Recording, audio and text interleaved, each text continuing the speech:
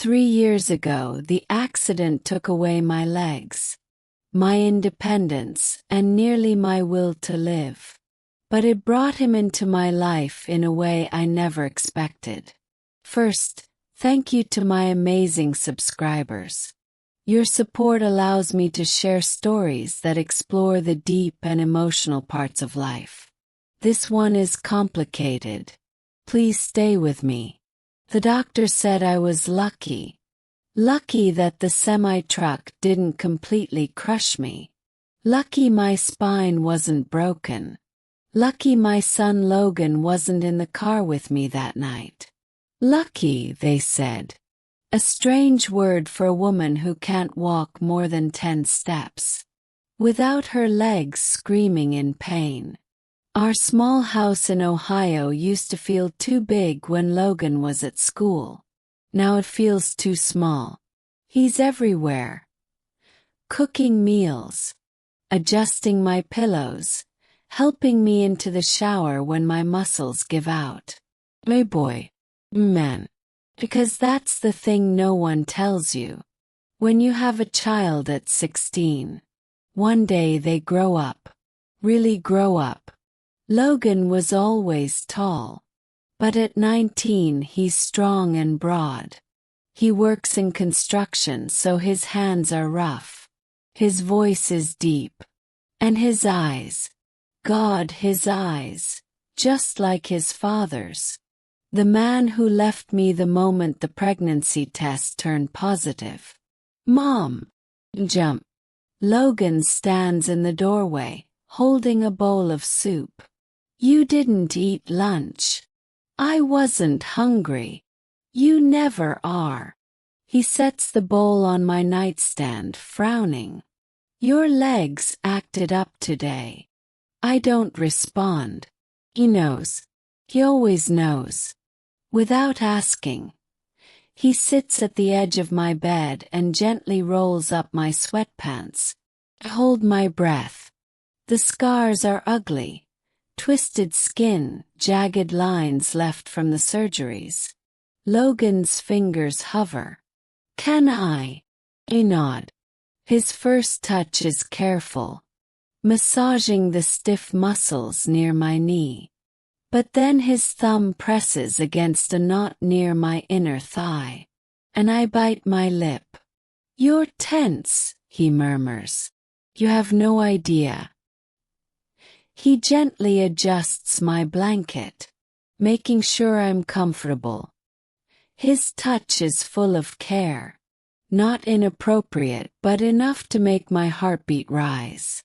It's just the warmth of his skin.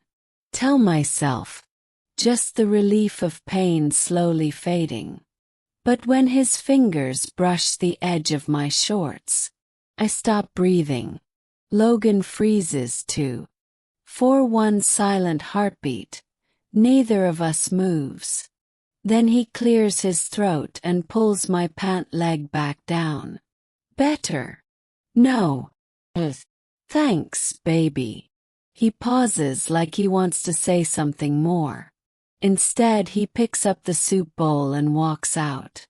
I stare at the ceiling, replaying those few seconds when his touch came too close.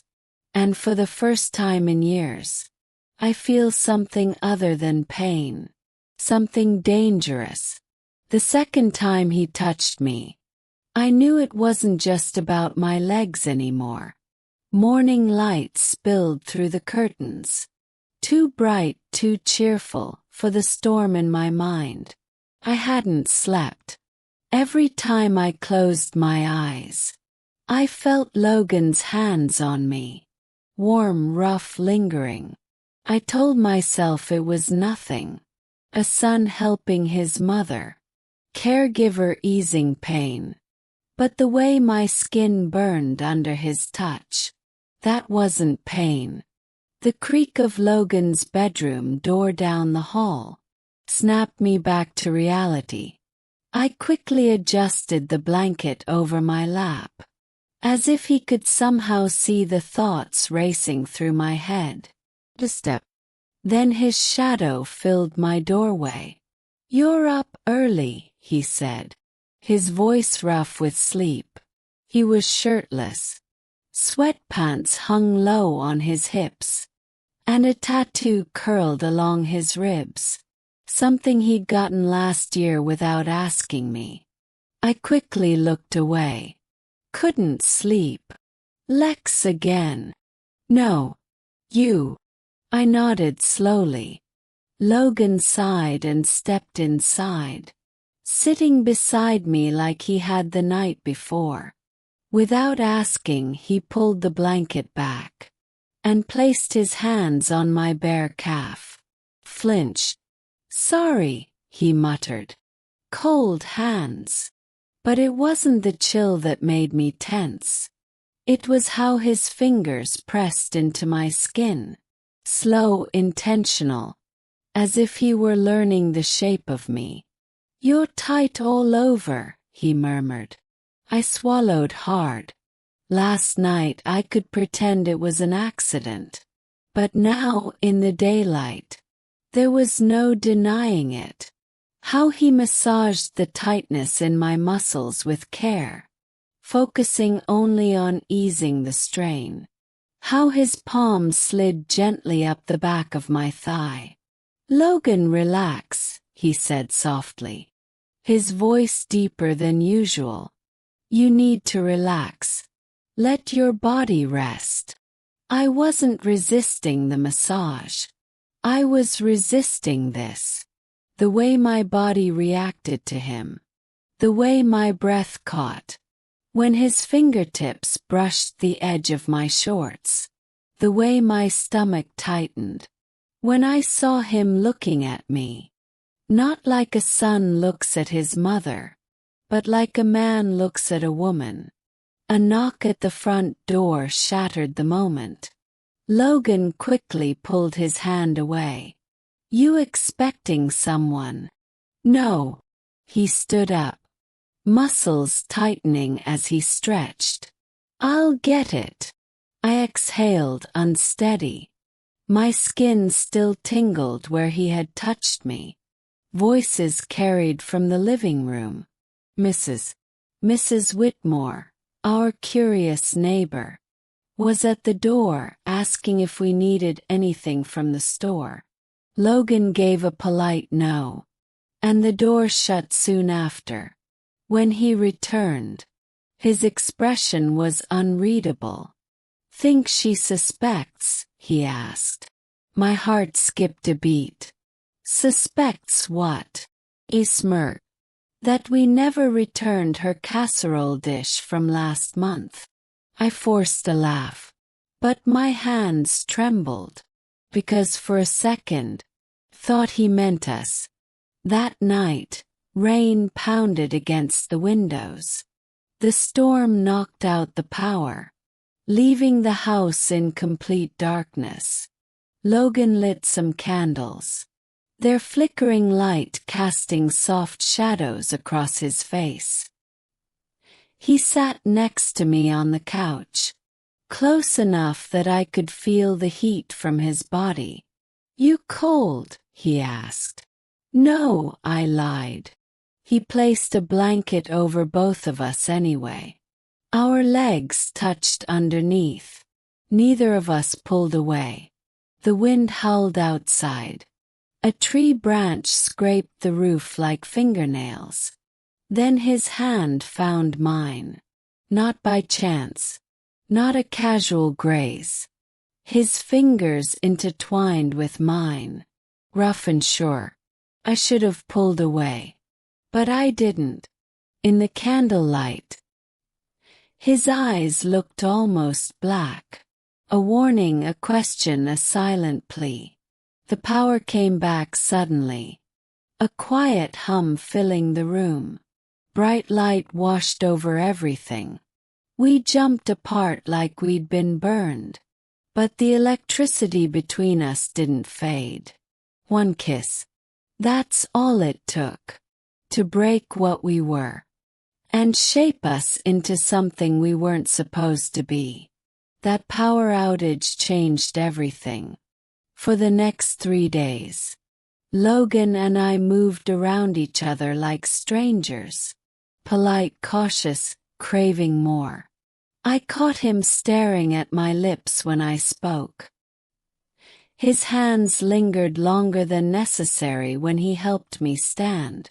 Once I turned too quickly and saw him breathing in the scent of my hair, where it had brushed against his shoulder. We were a lit fuse. And then came the explosion. It happened on a Tuesday. Logan had just gotten home from work, smelling like sweat and the heat of summer. He kicked off his boots, his white t-shirt clinging to his chest, damp from labor. "You okay?" he asked, glancing at how stiff I looked on the couch. "Just sore." I forced a small smile. "Long day." Without saying anything, he walked over and gently lifted my legs onto his lap. My breath caught as his fingers pressed into my calf. "You work too hard," he mumbled. Spoken by the same boy who rebuilt our porch ramp by himself, after the insurance refused to pay for it. The same man who carried me upstairs every night, because my bedroom was on the second floor.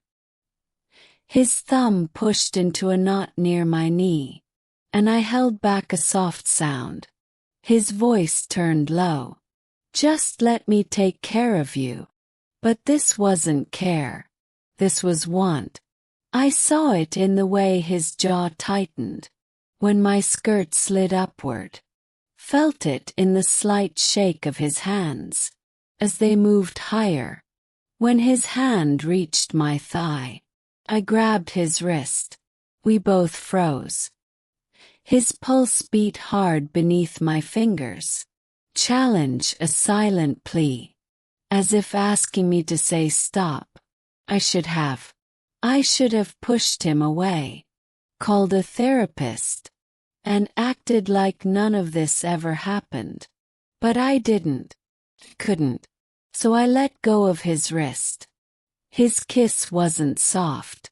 It was heat, urgency, and 19 years of emotion finally finding release. Through understanding, pain, and connection. His hands gripped my hair as he pulled me toward him. It wasn't just passion. It was a shared moment of survival and need, as though this was the only way either of us knew how to breathe.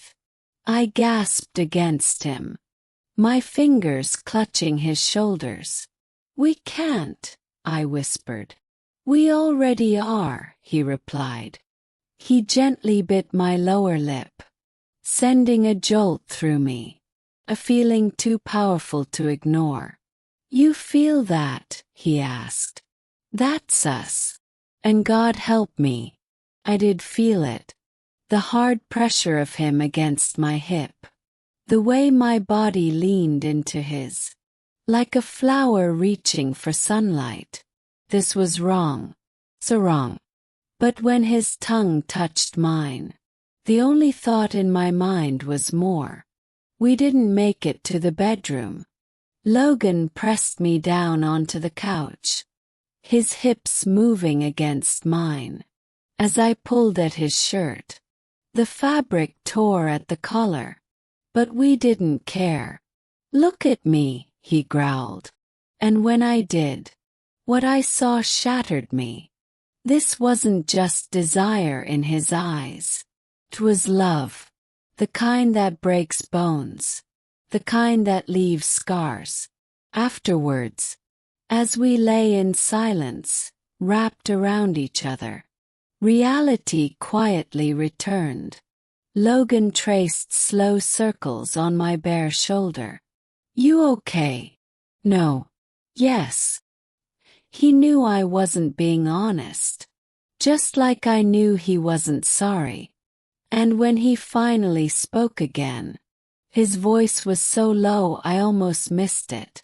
"I've wanted you since I was 15. My stomach dropped. because that meant this hadn't been an accident. It had always been coming. Something inevitable. Some silences are louder than words. Morning came too soon. Too bright, too sharp. I woke before Logan. The weight of what we had done pressed on me like something physical. The sheets still smelled like him, like sweat, sawdust, and something deeply male. My son. My strength.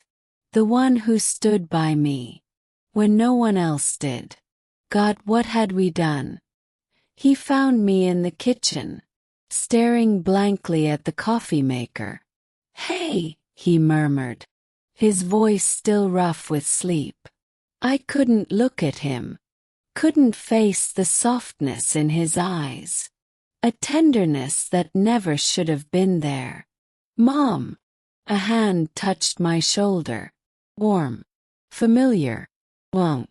Pulled away. The pain that crossed his face cut deeper than any knife. We spent the day circling each other like distant planets. Him trying to catch my eye, his fingers lightly brushing mine. Every time he handed me something, me pulling away. Building walls with every quiet "thank you." Every soft "please pass the salt." By dinner, the tension was thick, so heavy it was hard to breathe. "You're punishing me," he finally said, pushing his plate aside. "I'm protecting us." "From what?" "From this." My voice cracked. "From the way people would look at us if they found out.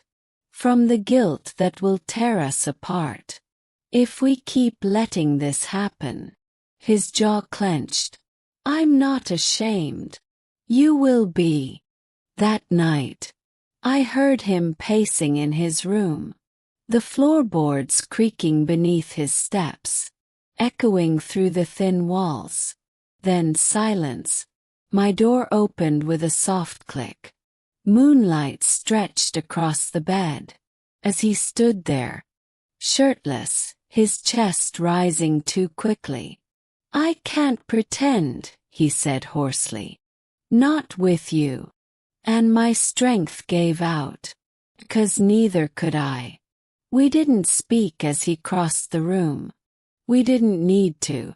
Every look, every touch, every unsteady breath said what words never could. This was our breaking point, and we were diving into it, completely and without fear. 1 year later, the neighbors still talk about how close we are. Such a devoted son, Mrs. A. Calloway says at the grocery store. Always taking such good care of his mother. I smiled politely, adjusting the bracelet he gave me. A quiet reminder of our bond, resting on my left wrist. A bond no one questions. Because single mothers don't remarry, do they? Logan's fingers lace through mine. As we walk to the car, no one stares. No one knows. And that's exactly how we want it.